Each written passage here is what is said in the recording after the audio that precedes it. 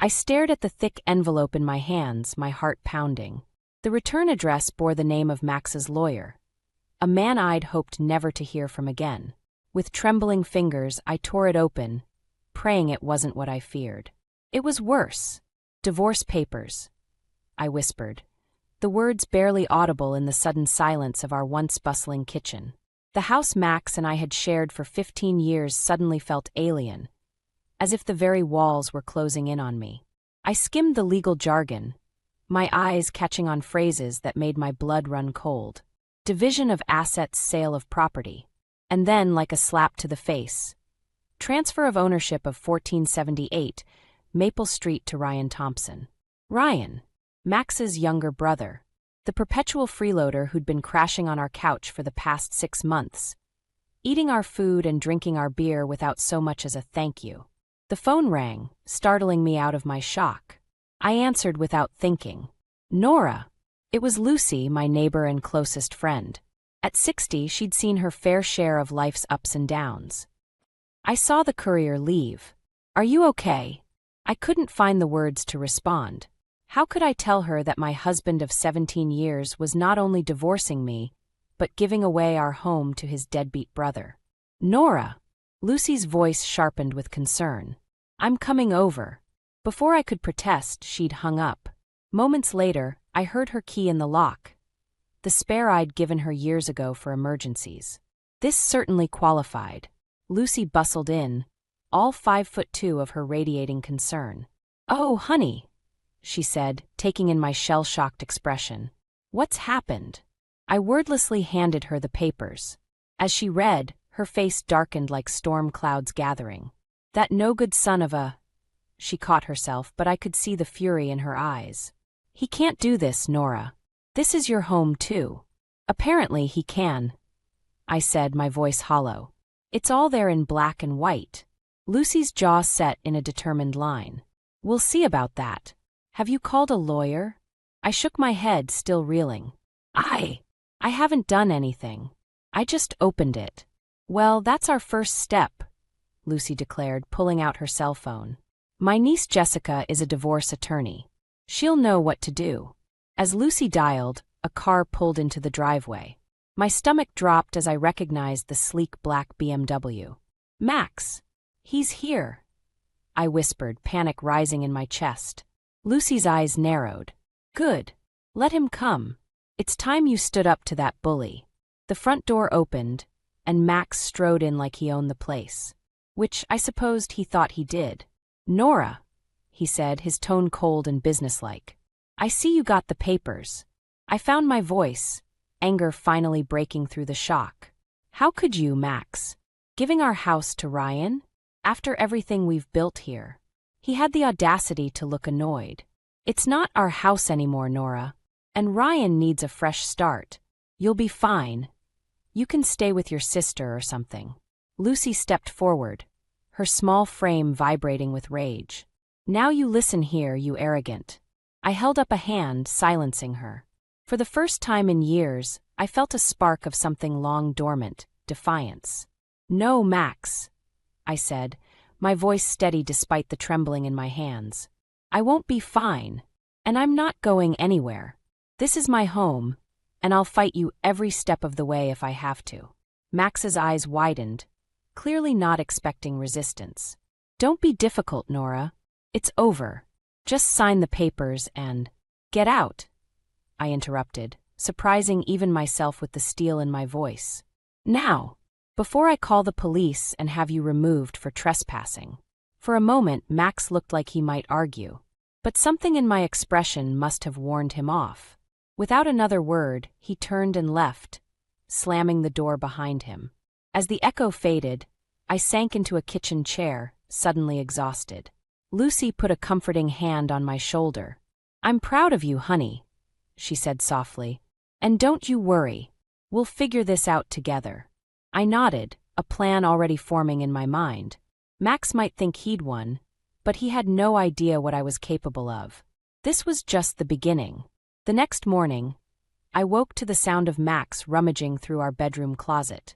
For a moment, I forgot about yesterday's bombshell, But reality crashed back as I saw him stuffing clothes into a suitcase. "What are you doing?" I asked, my voice still rough with sleep. Max barely glanced at me. "Packing. I'm staying at Ryan's for a while." I sat up, anger flaring. "Oh, so you're kicking me out of my house and moving your brother in?" He sighed, exasperated. "It's not like that, Nora. Ryan needs a fresh start, and this place is too big for just you anyway." "Just me?" I echoed, incredulous. "Max, we've been married for 17 years. This is our home." He zipped up his suitcase with unnecessary force. "Was our home. Things change, Nora. People change." I got out of bed, squaring my shoulders. "When did you change, Max? When did you become this stranger who doesn't care about anyone but himself?" His eyes flashed. "That's rich coming from you. You checked out of this marriage years ago. What are you talking about?" "Oh, come on," he scoffed. "When was the last time you showed any interest in my work? In me? You've been sleepwalking through our life together. I felt like I'd been slapped. That's not fair. I've always supported you." "Supported me?" Max laughed bitterly. "Is that what you call quitting your job to become a housewife? Leaving me to shoulder all the financial burden? You asked me to quit." I shouted, memories flooding back. "You said you wanted a wife, not a colleague. That it would be better for your career if I stayed home." Max waved dismissively. "Ancient history. The point is, this isn't working anymore. Hasn't been for a long time." I took a deep breath, trying to calm the storm of emotions inside me. "If that's how you felt, why didn't you say something? We could have worked on it, gone to counseling."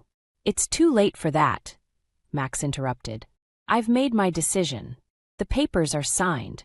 It's over." As he brushed past me, a memory surfaced. Our first date at the company Christmas party. Max had been so charming, so attentive. When had that man disappeared? "Wait," I said, grabbing his arm. "What about our history? Doesn't that mean anything to you?" For a moment, I saw a flicker of the old Max in his eyes. But it vanished as quickly as it appeared. "History doesn't pay the bills, Nora," he said coldly. "Or keep a man satisfied."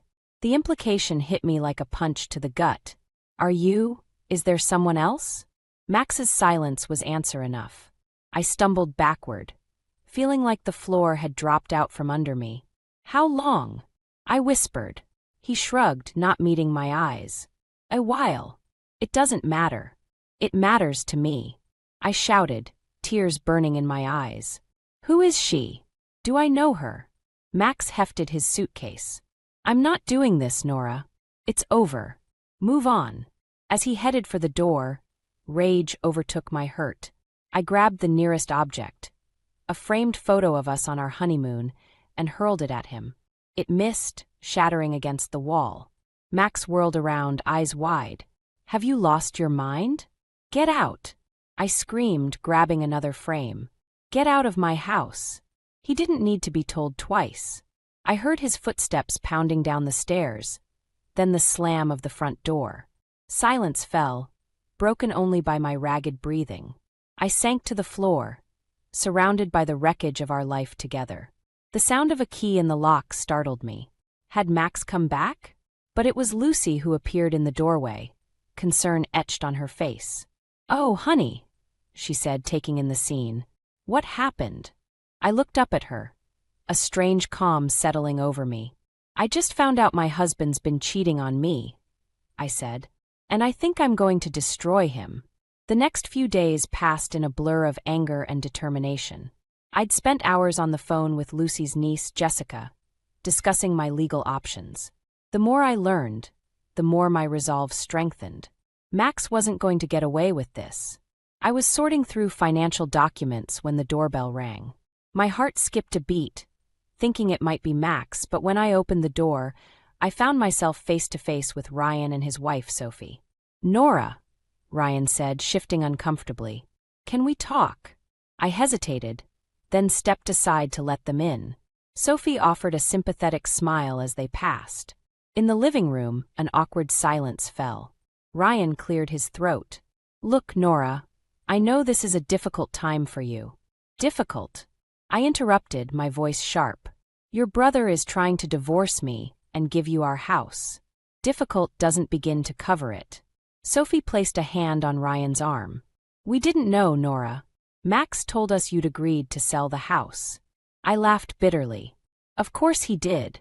And let me guess, he said I was fine with moving out, too. Ryan had the decency to look ashamed. We should have talked to you directly. I'm sorry. We don't want the house, Sophie added quickly. Not like this. I studied them, seeing the sincerity in their eyes. It was almost a relief to direct my anger at someone other than Max. Then why are you here? Ryan took a deep breath. We want to help. Max. He's not being himself lately. We're worried about him and about you. Worried about me? I scoffed. I'm not the one throwing away a 17-year marriage and trying to make my wife homeless.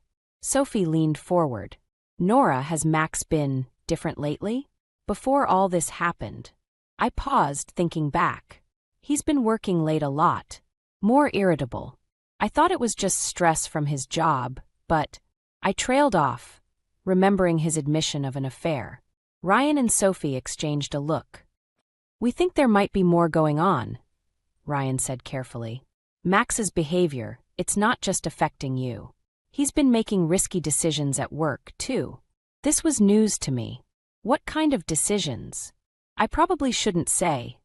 Ryan hedged, but Sophie cut in. He's been gambling with company money, she blurted out. Big risks, big losses. Ryan overheard him on the phone with someone trying to cover it up. The room seemed to tilt. Are you saying Max is embezzling? Ryan nodded grimly. We think so. And we're afraid he's going to drag you down with him when it all comes out. My mind raced. Suddenly, Max's insistence on a quick divorce made sense. He wasn't just leaving me. He was trying to protect his assets before everything fell apart. I need to call my lawyer, I said, standing abruptly. As I reached for my phone, another ring at the doorbell startled us all. Through the window, I saw two men in suits standing on the porch looking official. Mrs. Thompson? One called out. We're from the FBI. We need to ask you some questions about your husband's financial activities. I turned back to Ryan and Sophie, seeing my own shock mirrored in their faces. This was it.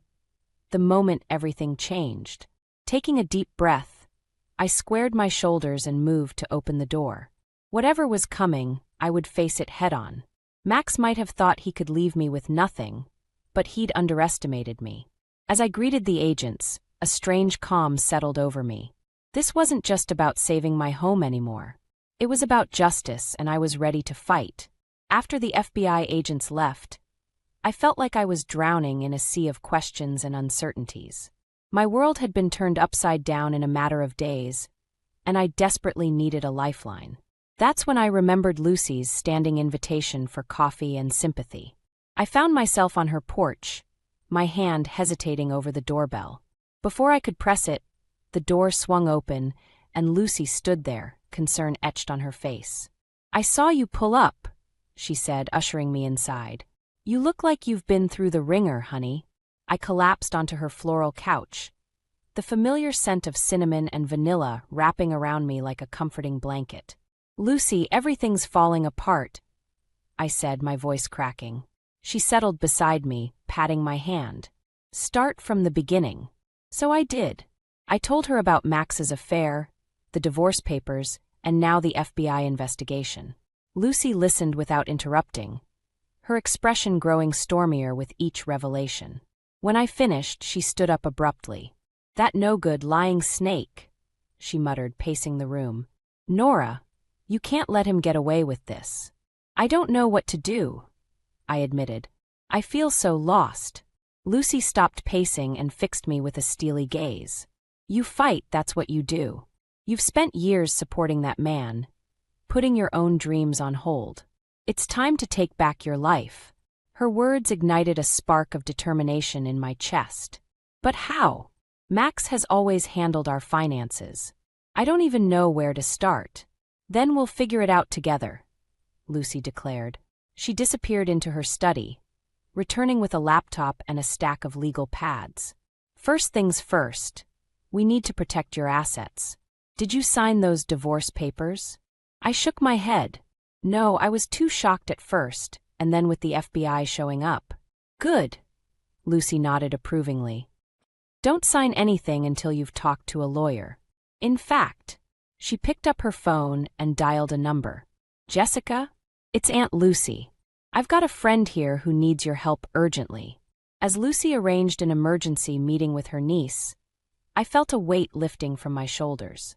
For the first time since this nightmare began, I didn't feel alone. The next few hours were a whirlwind of activity.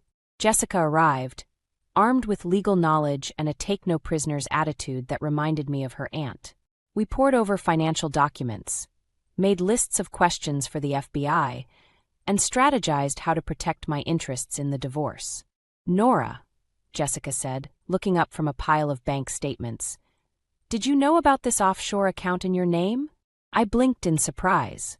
What offshore account? Jessica showed me the document.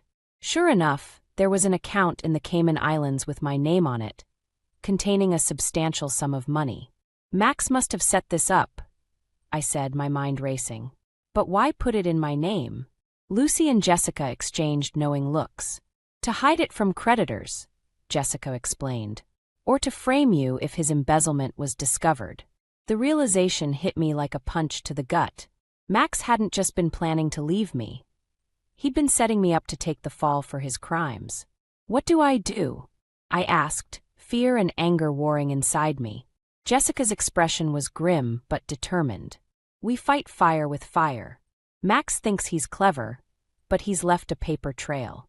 We can use this to negotiate a better settlement and possibly even clear your name with the FBI. As the sun began to set, casting long shadows across Lucy's living room, I felt a strange mix of exhaustion and exhilaration. The path ahead was daunting, but for the first time, I could see a way forward. Thank you both, I said, my voice thick with emotion. I don't know what I'd do without you. Lucy squeezed my hand.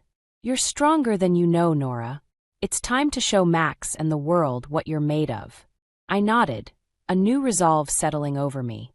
Max had underestimated me for the last time. Tomorrow the real fight would begin.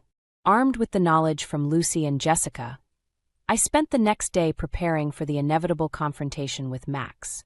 I pored over old documents, piecing together the history of my grandmother's house. By evening, I felt ready. The sound of Max's key in the lock sent my heart racing. I stood in the living room, steeling myself for what was to come. Nora, Max called out, sounding irritated. We need to talk about the house sale. I took a deep breath. Yes, we do. He strode into the room, all business. Look, I know you're upset, but Ryan needs. The house isn't yours to give away, Max. I interrupted, my voice steady. He blinked, caught off guard. What are you talking about? I held up a stack of papers. This house belonged to my grandmother. She left it to me in her will, years before we were married. It's not part of our marital assets. Max's face flushed red. That's impossible. I would have known. You didn't know because I never told you, I said, feeling a surge of confidence. Grandma always said to keep something for myself, just in case. I guess she was right. You're lying, Max sputtered, but I could see the doubt in his eyes. I laid out the documents on the coffee table. It's all here, Max. The deed, the will, everything. This house is mine and mine alone. He snatched up the papers, scanning them frantically. As the truth sank in, his expression morphed from anger to disbelief. Why didn't you ever say anything? He demanded. Would it have mattered? I shot back. You've been making decisions without me for years. Why start consulting me now? Max slumped onto the couch, looking defeated. So what now? You're just going to kick me out. That was your plan for me, wasn't it? I couldn't keep the bitterness from my voice. He had the grace to look ashamed. Nora, I didn't mean for things to get so messy. Messy? I laughed incredulously. Max, the FBI is investigating you for embezzlement. You've been having an affair, and you tried to give away my house. Messy doesn't begin to cover it. His head snapped up.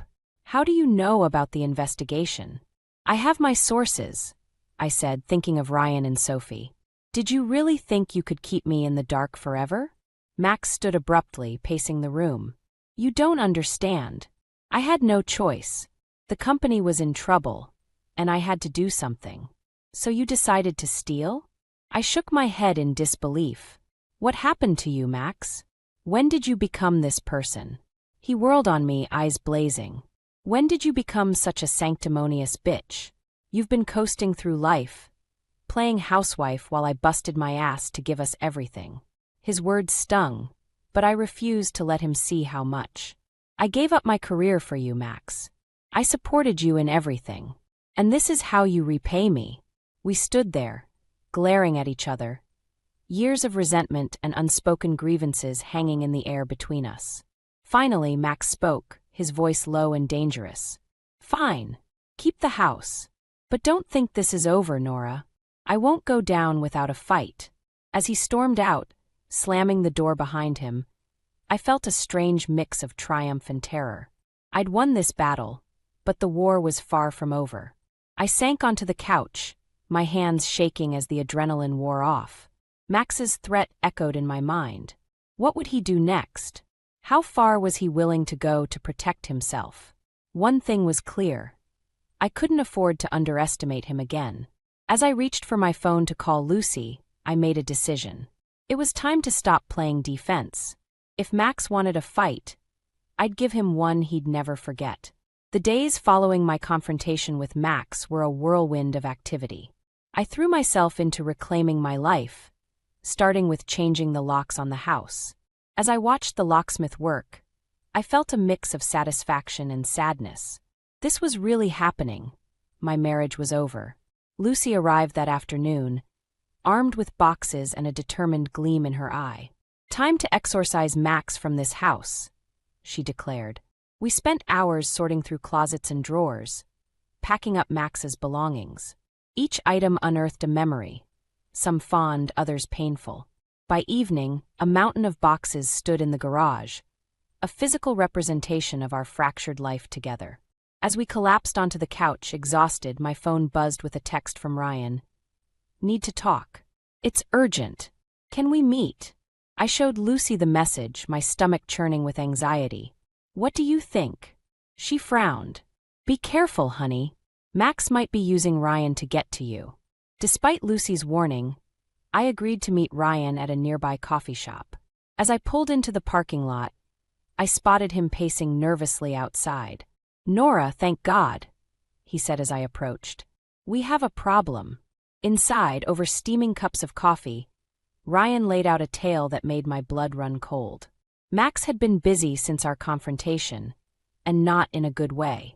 He's trying to pin everything on you, Ryan explained, his voice low. The embezzlement, the offshore accounts, all of it. He's telling anyone who'll listen that you were the mastermind behind it all. I felt the room spin. But that's insane. I didn't even know about any of this until recently. Ryan nodded grimly. I know, but Max is desperate. He's facing serious jail time if he's convicted. He thinks if he can make you look guilty, he'll get off easier. What am I supposed to do? I asked, panic rising in my throat. You need to act fast, Ryan urged. Max is meeting with the company board tomorrow. If he convinces them, they might press charges against you. I left the coffee shop in a daze, my mind racing. How had things spiraled so out of control? I'd gone from housewife to alleged criminal mastermind in a matter of weeks. Back home, I paced the living room trying to formulate a plan. Lucy listened as I recounted my conversation with Ryan, her expression growing darker by the minute. That rat bastard, she muttered. Nora, we need to fight back. Hard. I nodded, a strange calm settling over me. You're right. No more playing defense. It's time to show Max what I'm really capable of. Through the night, Lucy and I worked tirelessly. We combed through financial records, pieced together timelines, and compiled a dossier of Max's misdeeds. By dawn, we had a plan. As the sun rose, casting a golden glow over the neighborhood, I steeled myself for what was to come. In a few hours, I would walk into Max's company and lay out the truth for all to see. It was a risky move. I could be arrested on the spot if things went wrong. Lucy squeezed my hand. "Are you sure about this, honey? There's no going back once you do this." I met her gaze, my resolve firm. "I'm sure. Max took everything from me. My marriage, my trust, my sense of security. I won't let him take my freedom, too." As I gathered my evidence and prepared to leave, a text from Ryan flashed on my phone. "Max just arrived at the office. He looks smug. Whatever you're planning, do it now." This was it, the moment of truth. As I walked out the door, I felt a strange mix of terror and exhilaration. One way or another, by the end of the day, my life would be forever changed. I took a deep breath and headed for my car. It was time to face Max and reclaim my life, once and for all. My heart pounded as I strode into the lobby of Max's office building. The security guard eyed me suspiciously, but I flashed my old employee badge, the one I'd kept as a memento of my working days, and he waved me through. In the elevator, I took deep breaths, steadying my nerves. The folder in my hands felt like it weighed a ton, filled with evidence of Max's financial misdeeds. As the doors opened on the executive floor, I steeled myself for what was to come. Max's voice boomed from the conference room, cocky and assured. "Gentlemen, I assure you, this is all a misunderstanding. My wife." I burst through the door, interrupting his performance. "Your soon-to-be ex-wife is right here, Max. And I think it's time everyone heard the truth." The room fell silent. Max's face drained of color as he realized his carefully constructed lies were about to come crashing down. "Nora," he said, his voice strained, "this is a private meeting. You need to leave." I ignored him, addressing the board members directly. "I apologize for the interruption, but I have information that's crucial to your investigation." The CEO, a stern-faced woman I recognized from company photos, leaned forward. "Mrs. Thompson, this is highly irregular." "I understand," I said, my voice steadier than I felt. "But I promise what I have to say is worth hearing." For the next hour, I laid out the evidence Lucy and I had compiled. Bank statements, emails, recorded phone conversations, all pointing to Max's guilt. With each revelation, I watched the board members' expressions shift from skepticism to shock to anger. Max tried to interject, to spin more lies, but his protests grew weaker as the truth became undeniable. When I finished, the room was so quiet you could hear a pin drop. The CEO broke the silence. "Mr. Thompson, in light of this information, I think it's best if you leave the premises immediately. Security will escort you out." As two burly guards appeared to lead Max away, he lunged at me, his face contorted with rage. "You bitch! You've ruined everything." I stood my ground, meeting his gaze. "No, Max. You ruined everything yourself. I'm just cleaning up your mess, like I always have." After Max was gone, the CEO turned to me. "Mrs. Thompson, we owe you a debt of gratitude. But I have to ask, why come forward now?" I took a deep breath. Because it was the right thing to do. And because I refused to let Max destroy my life any more than he already has. As I left the building, my phone buzzed with a text from Lucy. "It's done. Divorce papers filed. You're free." A wave of emotion washed over me, relief, exhaustion, and a glimmer of hope for the future. But my journey wasn't over yet. When I got home, I found Ryan and Sophie waiting on my porch. Their faces were grim. "Nora," Ryan said, his voice tight, "Max is gone. He cleared out his bank accounts and disappeared. The police are looking for him, but..." I felt the ground shift beneath my feet. After everything, Max had managed one last act of cowardice. The thought of him out there, potentially plotting revenge, sent a chill down my spine. As the reality of the situation sank in, I realized that my fight for justice and peace was far from over. Max was still out there, a threat looming on the horizon, and I had no idea what he might do next. I looked at Ryan, Sophie, and Lucy, who had just pulled up in her car. They were my support system, my chosen family. Together, we'd face whatever came next. "All right," I said, squaring my shoulders. What's our next move? The battle might be won, but the war wasn't over. And I was ready to face whatever challenges lay ahead. 6 months passed without a word from Max. I'd almost begun to believe he was gone for good, when the doorbell rang on a quiet Sunday afternoon. I opened the door to find Max standing there, a shadow of his former self. His designer suit was wrinkled, his hair unkempt. The arrogance I'd known for years was replaced by desperation. "Nora," he said, his voice hoarse. "Can we talk?" Against my better judgment, I let him in. We stood in the living room, the space between us charged with unspoken words. "I've lost everything," Max began, his eyes darting around the room. "My job, my reputation, my friends. All because of you." I felt a flare of anger. "Because of me? You did this to yourself, Max." He ran a hand through his hair, agitated. I know. But I've changed. I've had time to think, to realize what really matters. I want to make things right." For a moment, I felt a flicker of the old longing. The Max I'd fallen in love with seemed to be peeking through. But then I remembered all the lies, the betrayal, the years of feeling small and insignificant. "It's too late for that," I said firmly. Max's demeanor shifted, desperation giving way to anger. "Too late? After everything we've been through? You owe me, Nora. I made you who you are." I laughed, the sound sharp and bitter. "You didn't make me, Max. If anything, you almost unmade me. But I found myself again. No thanks to you." He stepped closer, his eyes wild. "You can't just throw away 17 years. I'm sorry, okay? I'll do better. We can start over." I stood my ground, feeling stronger than I ever had in his presence. "No, Max. We can't. What we had is gone, and it's not coming back." "You bitch," he snarled, his mask of contrition falling away. "You think you're so much better than me now? You're nothing without me." As he lunged forward, I reacted instinctively, sidestepping his grasp. Max stumbled, crashing into the coffee table. In that moment, I saw him clearly for the first time. Not as the powerful man I'd feared and admired, but as a broken, desperate person clinging to the past. "Get out," I said, my voice steady. "And don't come back. Ever." Max struggled to his feet, his face a mix of rage and defeat. "This isn't over, Nora. You'll regret this." As he stormed out, slamming the door behind him, I felt a weight lift from my shoulders.